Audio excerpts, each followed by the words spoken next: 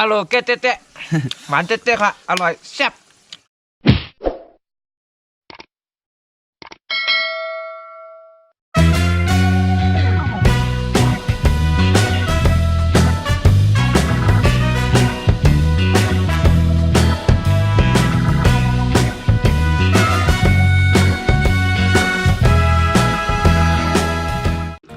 มาสุค่ะ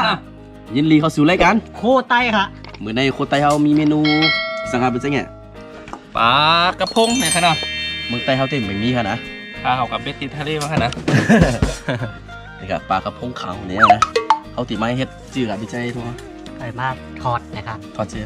ทอ ทอ ด ดน้ำปลาเนี่ยวะ น้ำป นะ ลาครับ เขาติดทอดน้ำปลาราดพริกนี่ครับราดพริกสุดเด็ดครับสุดเด็ดบอกสุดเลยนะเนี่ยครับจอมตัวกันนะก่อนเดี๋ยวเขาติดมาโค่นก่อนนะ นี่หมอเฮ็ดคณะปั่นพิซซ่าละลงมือกันค่ะ มา มาครับ โอเคนะขั้นตอนแรกเขาติดมาคู่ปลากระพงเนี่ยเขาติดเอาเกล็ดออกก่อนเนาะ วันนี้แต่หวานก็ไว้ปั่นนั่นกันนะใช้คำรวยเขากันค่ะอ๋อใช้คำลากันนะ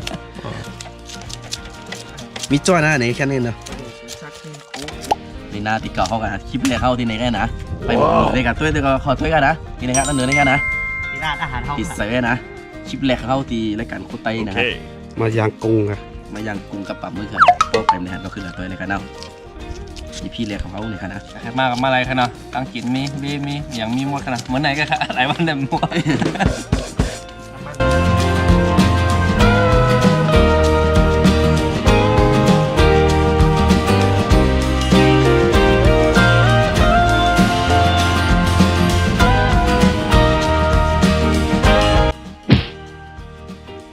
โอเคนะนี่ครับเขาโค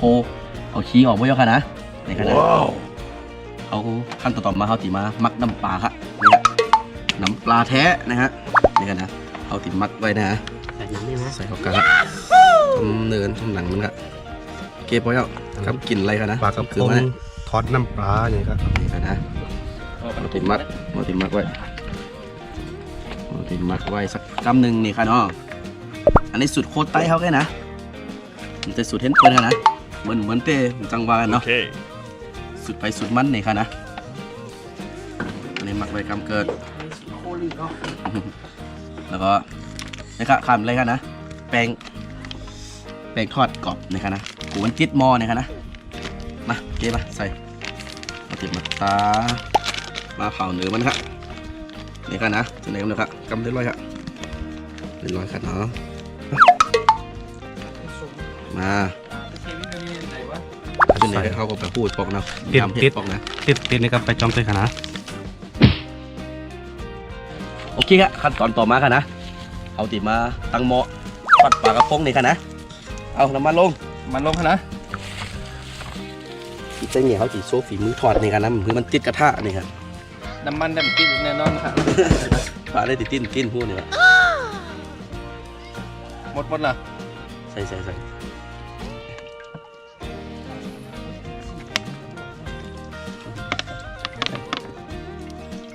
โอเค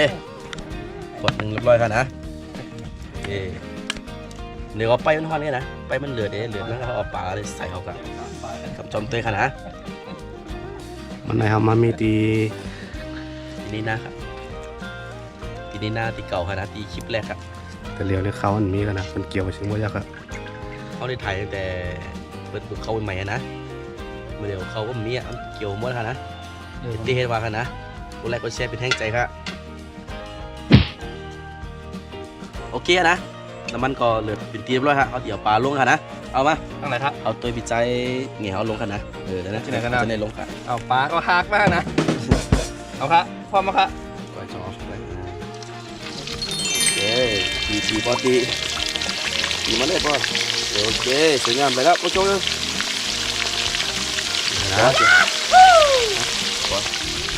หลบปลา โอเคนะนี่ก็ใส่เอากับตีด้วยนะไฟมันสุกไว้ค่ะนะเอาไฟมันเหลืองกรอบเลยก็เข้าตีมาป้อมกินแล้วกันนะ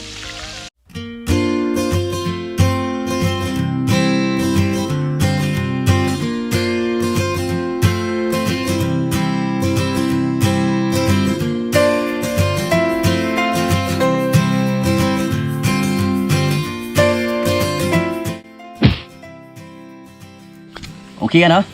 ก่อนในปลาเด็ดสุกอะที่เขาที่มาเฮ็ดน้ำจิ้มราดเนื้อมานี่ค่ะนะโอเคราดปลาค่ะนะนี่ครับมันมีอย่างไรค่ะนะมีหอมขาวแล้วก็มีหอมแดงอันนี้ผักโบกนี่ค่ะนะแล้วก็พริกไอ้มะนาวเอ้กันในค่ะนะโอเคมาครับสุดเด็ดเอาเปรี้ยวๆค่ะนะแซ่บๆค่ะนะ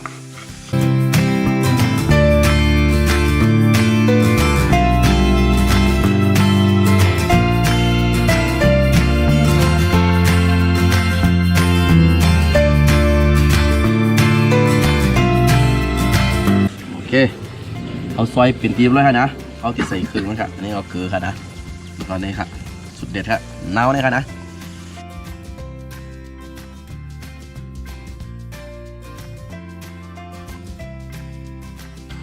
โอเคมันน้ำเขาใส่บร้อยครับใส่หอม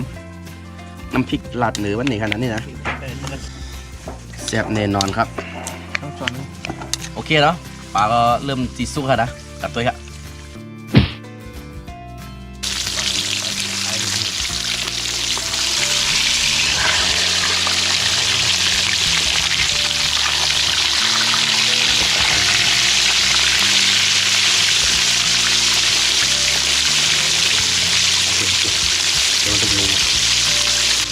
มาเหลียวก็โอเคครับนะมาเหลียวก็เอาพื้นป่าไว้เอาขนาดเอาก็ทุกแล้วครึ่งขนาดอันนี้ตั้งแน่นชิดค่ะตั้งในปิ้นว่าทำมาตัวขนาดชิดค่ะพอเห็นนะพอเห็นอันนั้นขำมากค่ะ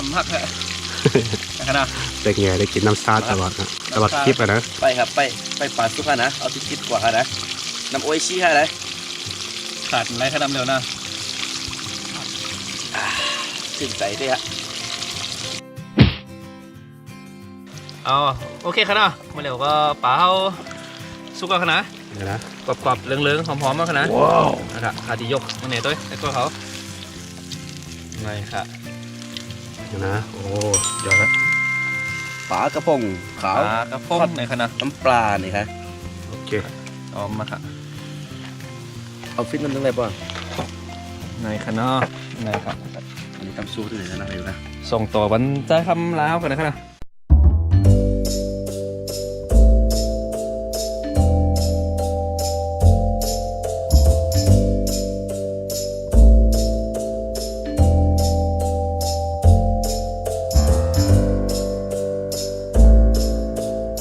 โอเค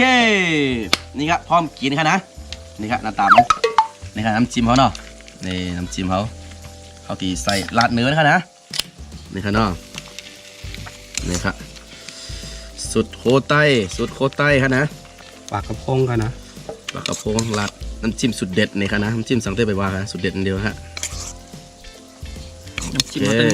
ออกมาที่เดียวขนาดโอเคสุดยอด นี่ค่ะนะหน้าตาจะเป็นยังไงค่ะนะนี่ค่ะเนาะอันนี้แคบรับเชิญของเขาค่ะนะมาจิ้มตัวค่ะนะหมูกระทะมันล้มนี่ค่ะเนาะ เอาค่ะ มาครับ มาจิ้มตั้งกินโคตรไต้ค่ะ เอาจิ้มก่อนเลยครับ เอาครับปั่นอุคราวกันตั้งขนาด เราเชิญก่อนค่ะนะ ต้องกินวันตั้งค่ะ ต้องเอาน้ำจิ้มมันจอมค่ะ มันถึงจีเด็ด อยู่ที่เฮือนี่แม่ยำเฮ็ด นี่ ชอ ค่ะ บ เนาะ กินวะค่ะ จื้อค่ะ ๆอร่อยเก๊ะหวานเจ๊ะๆค่ะ อร่อยแซ่บ มาครับ สุดยอด สุดสักเขา รับประกันเลยครับ สักเขาเนี่ยเรียนหางเลยค่ะนะนี่ครับ พวกใหญ่กินใหญ่ขนาดนี้ก็ เช็คนะครับที่อ่อนๆมันขาอ่อนที่ไหนเนี่ย ขอทานเน้นๆนะครับ นี่นะทาประจำตัวของ มา ใต้ กับ ชม ใน ซักนะเนี่ย เขาตีมาจิ้มตัวค่ะนะว่าตีเป็นชื่อหือเนาะนี่ค่ะเนาะเพิ่มหลายๆครับนี่ค่ะเนาะว้าวยังมือเตี้ยวมือ จับเด็ดๆครับจับเด็ด เต้ครับ ๆอ่ะตัดใจไงเขา มันก็เหมือนบี้ไปขนาดจิ้มไปค่ะ อ่า ขาเนาะขาจิ้มตัวค่ะ แก้มอยู่ แค่มา แก้ม เอาใหญ่ๆกันค่ะคณะให้มันอิ่มค่ะเอาค่ะน้ำจิ้มเอาหมดค่ะนะแล้วก็ไม่ค่ะเนาะ มันจะมีสันนู้นไง เอาสันเราอะ สันไม่ เดือบมาอึงว่าเราเบ้เลยแลมือสั่นครับ ขากระโบดมากนะคะนะนะคะเนาะ หมดแล้วกูเล่นแล้ววะมึง นี่แหละรส โอ้ ชาติ โห มันชื่อ ยอด สมจีขนาดปลากระป๋องนี่เนาะ ผมเชื่อ สุดยอดฮะ ไม่ยอด กดไลค์กดแชร์กันนะ สุดยอดสุดยอด ครับกินกับกันครับ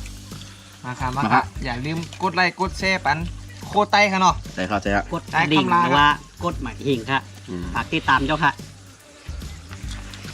กำไต้ก็ต่อยมาหิ่งในขนาด นี่ค่ะนะปลากระพงทอดน้ำปลาพริกลาดเหนือค่ะนะจำตีๆฮะ เอาค่ะตากล้องมือสั่นขนาดขยะก็ตากล้องอ่ะ สุดยอดครับ นี่ค่ะนะคลิปหน้าเคยคลิปหยังนี่ก็คอมเมนต์ครับเหมือนพี่น้องคอมเมนต์มาหมูหันนี่ค่ะนะแล้วก็อย่างนั้นหมูอย่างนั้นหลายอย่างกันนะก็ก้อยให้ปันค่ะนะ อย่าง ปัน งู เตียนนั่นนะงูเขายังไม่มีเด้อ งูมันจะชิงเหมือนกันเนาะ จอมเตียนค่ะนะคลิปนี้ก็นี่ก็ปลากระพงทอดน้ำปลาลาดน้ำจิ้มนี่ค่ะนะคลิปหน้าเขาตีให้คลิปหยังจอมเตียนค่ะเนาะเอาไปแจ้งเงี้ยฝากล่าอะไรเงี้ย ฝากขนาดฝากกันแน่ติดตามบันท้องนะครับเนาะรายการโคตรใต้เขาจะมีคลิปอย่างคลิปหน้าแน่เนี่ยก็ติดตามมันครับ อันแทกใจของค่ะ กดกระดิ่งกดยังแชร์ปันนะแค่ดีครับเนาะมาครับผมสุดท้ายครับ ขอลาไปตอนนี้ค่ะนะเจอใหม่คลิปหน้าค่ะนะไม่ส่งฮะไม่ส่ง อ้าวกินค่ะ